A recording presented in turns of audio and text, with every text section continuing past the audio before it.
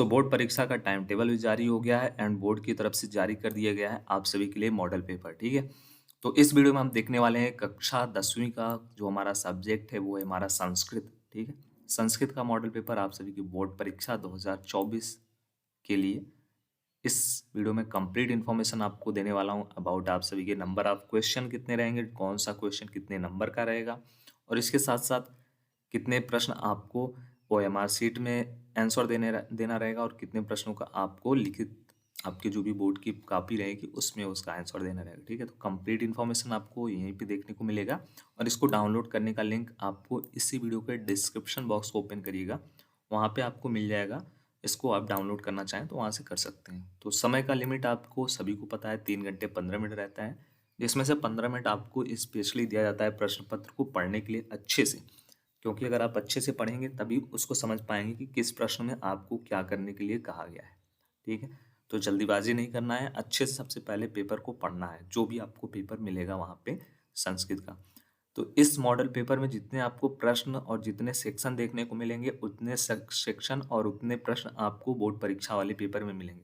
केवल जो डिफरेंस रहेगा वो रहेगा आपके प्रश्न पत्र में, जो प्रश्न आपको वहाँ पे मिलेंगे और यहाँ पे जो प्रश्न बताए जा रहे हैं, बाकी जो फॉर्मेट है सेम टू सेम सब कुछ सेम रहेगा। तो यहाँ पे कुछ इंस्ट्रक्शन दिए गए हैं, एक बार जरूर से इंस्ट्रक्शन को फॉलो करना और पढ़ लेना आप सभी अच्छे से। हम चलते हैं अपने सेक्शन नंबर की तरफ, जो है आपका बहुविकल्पी प्रश्न। तो आप सभी को ऑलरेडी पता है, यहाँ पे दिया गया प्रश्न संख्या 1 एवं 2 गद्यांश पर आधारित है। गद्यांश को ध्यान से पढ़ें और उत्तर का चयन करें। ठीक है, मतलब ये प्रश्न और ये प्रश्न जो है वो इस गद्यांश से रिलेटेड है और इसका आंसर आपको यहीं पे देखने को मिलेगा। ठीक है, तो यहाँ पे टोटल आप सभी को पता है 20 बहुविकल्पी प्रश्न आपको मिलते हैं। ठीक है, इंग्लिश में हम लोग इसको बोलते हैं मल्टीपल चॉइस क्वेश्चन। तो 20 बहुविकल्पी प्रश्न मिलेंगे आपको, 20 नंबर, एक एक नंबर आपके एक बहुविकल्पी प्रश्न के रहेंगे और इनका आंसर आपको कहाँ पे देना रहेगा, इसका आंसर आपको देना रहेगा OMR शीट में, जो आपको मिलेगा बोर्ड एग्जाम में। और अगर आप चाहें तो अपने स्कूल में डिमांड कर सकते हैं, अगर आप OMR शीट देखना चाहते हैं, एक बार फिल करके चेक करना चाहते हैं तो आपके लिए उपयोगी रहेगा। ठीक है, तो यहाँ पे टोटल नंबर ऑफ जो क्वेश्चन रहेंगे बहुविकल्पी प्रश्न के वो 20 रहेंगे, जिसमें से 10 जो प्रश्न रहेंगे वो आपके गद्यांश और पद्यांश से रहेंगे और जो हमारा नेक्स्ट 11th से लेकर के 20 तक का जो क्वेश्चन रहेगा, मतलब 11 से लेकर के 20 तक का, वो आपका संस्कृत के ग्रामर सेक्शन से रहेगा। ठीक है, संस्कृत के ग्रामर सेक्शन से, संस्कृत का जो व्याकरण सेक्शन है उससे रहेगा 10 बहुविकल्पी प्रश्न। फिर होता है आपका स्टार्ट खंड नंबर बी और यहाँ पे आपको दिया गया है वर्णात्मक प्रश्न, मतलब इसमें जो आपके प्रश्न रहेंगे उसका आंसर आपको एक्सप्लेन करके लिखना रहेगा। ठीक है, निर्देश इंस्ट्रक्शन दिया है कि सभी प्रश्न करने आपको अनिवार्य है। ठीक है, मैंडेटरी है। तो फर्स्ट क्वेश्चन क्या है हम देख लेते हैं। इसमें आपको एक गद्यांश रहेगा, किसी एक गद्यांश का हिंदी में अनुवाद आपको लिखना रहेगा। ठीक है, आपको फर्स्ट क्वेश्चन जो दिया जाएगा उसमें नंबर ऑफ जो गद्यांश रहेंगे वो 2 रहेंगे। देखो यहाँ पे क है और ख है। ठीक है, बट आपको हिंदी में अनुवाद करना रहेगा किसी एक का, या फिर आप इस तरीके से भी समझ सकते हो, यहाँ पे आप और लिख लो। ठीक है, आप चाहो तो इस वाले गद्यांश का हिंदी में अनुवाद कर लो, चाहे आप इसका कर लो, जो आपको अच्छी तरीके से समझ में आता है और जिनका कॉन्सेप्ट आपको क्लियर है, जिनके बारे में आपने पढ़ा हुआ है अच्छे से, उसका आप अटेम्प्ट करोगे। ठीक है, लेकिन करना आपको एक ही है और ये 4 नंबर आपको बोर्ड परीक्षा में दिला के जाएगा। फिर आता है आपका नेक्स्ट सेकंड नंबर क्वेश्चन। इसमें आपको किसी एक पार्ट का सारांश लिखना रहेगा हिंदी में, संस्कृत के जो आपके चैप्टर हैं।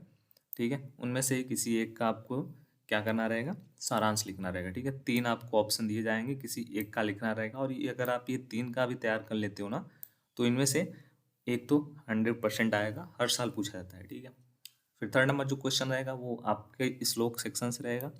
आपको जो है 2 श्लोक दिए जाएंगे, किसी एक श्लोक का आपको हिंदी में व्याख्या लिखना रहेगा। ठीक है, सेम टू सेम जैसे ये गद्यांश वाला सेक्शन था आपका, गद्य वाले सेक्शन से। ठीक है, उसी तरीके से ये आपका श्लोक वाले सेक्शन से या फिर कह लें पद्य वाले सेक्शन से रहेगा। बट इसमें क्या करना रहेगा, इसमें भी वही सेम टू सेम रहेगा, 2 आपको दिया जाएगा, किसी एक का आपको हिंदी में व्याख्या लिखना रहेगा।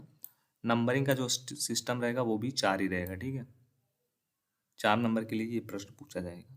फिर आपका जो श्लोक वाला सेक्शन है उसमें से आपको सभी को पता है कि हर साल आपको एक सूक्ति लिखने के लिए आती है, तो किसी एक का आपको क्या करना रहेगा, सूक्ति लिखना रहेगा और हिंदी में व्याख्या करके उसके बारे में सूक्ति लिखना होगा। ठीक है, जो भी आपको सूक्ति दी गई है निम्नलिखित सूक्तियों में से किसी एक सूक्ति का हिंदी में व्याख्या लिखना रहेगा। ठीक है, ये 3 नंबर के लिए आपको पूछा जाएगा।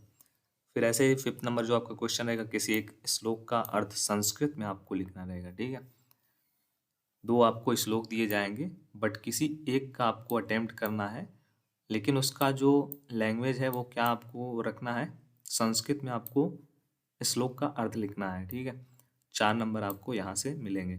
ठीक है, 6 नंबर क्वेश्चन में आपको किसी एक पात्र का चरित्र चित्रण हिंदी में लिखना रहेगा।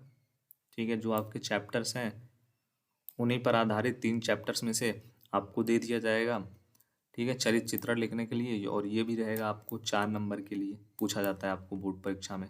ठीक है, फिर आपका 6 नंबर जो क्वेश्चन है उसी में ख वाले सेक्शन में किसी एक प्रश्न का उत्तर आपको संस्कृत में लिखना रहेगा, 2 नंबर मिलेंगे। ठीक है, एक प्रश्न का उत्तर 2 नंबर आपको दे करके जाएगा, लेकिन नंबर ऑफ क्वेश्चन आपको टोटल वहाँ पे क्या कितने रहेंगे, 3 रहेंगे, बट आपको करना केवल एक ही रहेगा, तो आपके लिए ये सब यूज़फुल रहता है। ठीक है, फिर आपका सेक्शन नंबर ख स्टार्ट होता है, ग्रामर का सेक्शन रहेगा। ठीक है, 7th नंबर जो क्वेश्चन है वहाँ पे दिया गया है, रेखांकित पदों में से किसी एक का नियम निर्देश पूर्वक विभक्ति का नाम लिखना है आपको, 2 नंबर मिलेंगे आपको। किसी एक का ही अटेम्प्ट करना है, 3 दिया गया है, एक का अटेम्प्ट करो, 2 नंबर लेके जाओ। ठीक है, फिर इसी प्रकार आपका जो ख नंबर सेक्शन है उसमें भी आपको यही करना है, निम्नलिखित में से किसी एक पद का प्रत्यय लिखना है। ठीक है, किसी एक पद में आपको प्रत्यय लिखना है, 4 आपको दिए गए हैं, किसी एक का आपको प्रत्यय लिखना है इसमें से, और 2 नंबर आपको यहाँ से मिलेंगे। 8th नंबर जो क्वेश्चन है, किसी एक का आपको वाच्य परिवर्तन करना है, वाच्य परिवर्तन आप सभी को पता होगा, पढ़ा भी होगा आपने, 3 नंबर आपको यहाँ से मिलेंगे। 9th नंबर जो क्वेश्चन है, निम्नलिखित में से किसी 3 वाक्यों का संस्कृत में आपको अनुवाद करना है, किसी 3 सेंटेंस का आपको संस्कृत में अनुवाद करना है, हिंदी में दिया जाएगा, जैसे आप दिया है ना, टोटल 5 आपको हिंदी में सेंटेंस दिए गए छोटे छोटे, किन्हीं 3 का आपको अटेम्प्ट करना है संस्कृत में। ठीक है, संस्कृत में आपको अनुवाद करना है, और यहाँ पे नंबर आपको जो मिलेंगे वो 6 नंबर मिलेंगे, मतलब एक आपका 2 नंबर का, 3 आपके 6 नंबर। ठीक है, 10th नंबर जो क्वेश्चन आपको मिलेगा वो आपको किसी एक विषय पे आपको संस्कृत में 8 वाक्य का निबंध लिखना रहेगा। ठीक है, और नंबर भी आपको 8 दे करके जाएगा।